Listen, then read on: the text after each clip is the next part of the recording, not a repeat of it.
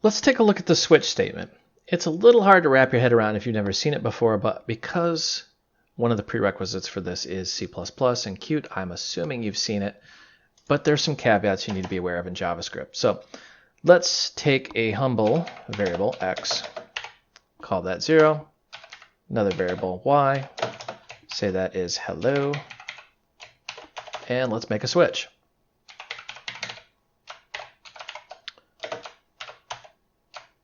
Now, a switch is very simply, it's like a bunch of light switches. Think about like if you're walking down a hallway and you see a bunch of light switches, like 4 or 5. And we can say print 0.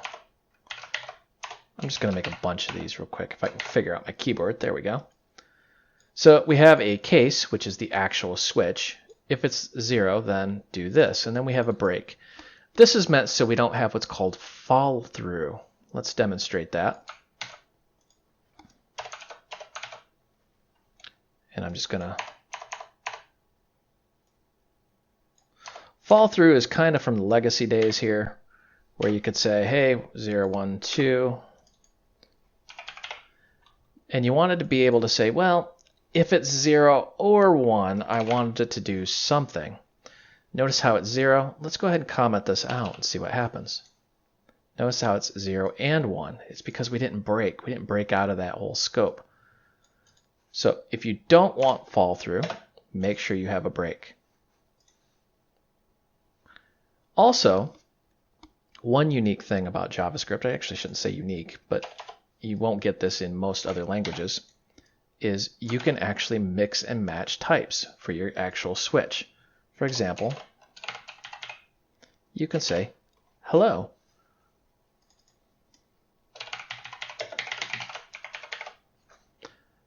Now, instead of switching on X, let's switch on Y. Notice we've got the same switch statement and we have some numbers, but we also have a string. Let's see what happens here. Hello world. It just worked. That is incredibly flexible and very, very cool. And as always, you can have a default. Default is our way of telling the computer, I have no idea, just figure it out.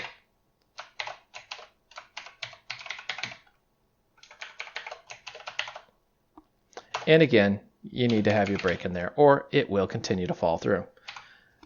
You notice I have these little semicolons. Do we actually need those? Let's test that. We are switching on X, which is 0, so it should print out 0.